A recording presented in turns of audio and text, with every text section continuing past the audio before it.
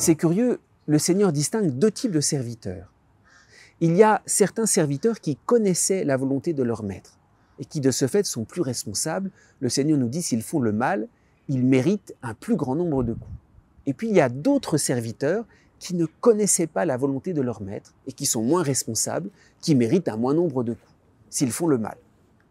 Quelle est cette volonté de Dieu de communiquer sa lumière à certains qui connaissent sa volonté et de ne pas communiquer sa lumière à d'autres, ou du moins, ces autres serviteurs ne la connaissent que par bribes en s'appuyant sur les premiers. C'est en tout cas ce que l'on constate tout au long de l'histoire du salut. Le peuple d'Israël, Dieu lui a révélé sa lumière et sa volonté. Il ne l'a pas révélé aux païens qui restent dans l'obscurité. Lors du début de la Nouvelle Alliance, Dieu a révélé sa lumière à la Vierge. Il sera appelé Fils du Très-Haut. Les autres ne la connaissent pas, ils sont encore dans l'obscurité. Et puis ici, c'est Saint Pierre qui pose la question. Tout ce que tu nous dis ici, est-ce que ça s'adresse à tout le monde ou seulement à nous? Et le Seigneur fait comprendre, effectivement, ma lumière n'est pas donnée à tous de la même manière. Alors pourquoi cela? Le Seigneur nous fait comprendre, il y a derrière une intention de surabondance. Celui qui va être le médiateur de la lumière, il sera dispensateur, maître de tous ses biens. On pense à la Vierge Marie en premier lieu, parce qu'elle a reçu la lumière et qu'elle l'a vécue pour ceux qui étaient autour d'elle. Au ciel, elle est la dispensatrice de tous les biens de Dieu.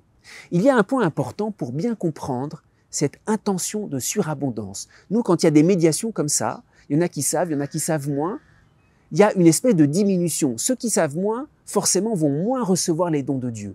C'est pas tout à fait vrai dans l'ordre de la grâce. Dans l'ordre de la grâce, la Vierge a plus de lumière que nous. Mais si nous nous appuyons sur elle, en Marie, nous sommes immaculés. En Marie, nous vivons tout son mystère. Les médiations dans l'ordre de la grâce sont des médiations de surabondance qui fait que la lumière ne diminue pas. Nous venons longtemps après Saint Pierre. Et pourtant, si nous nous appuyons sur ses paroles, sur ce qu'il nous a transmis, nous avons la même foi que lui, nous disons le même credo. Alors, il faut bien voir ça. Le Seigneur répond, oui, c'est vrai. Il y en a qui n'ont pas reçu la même lumière.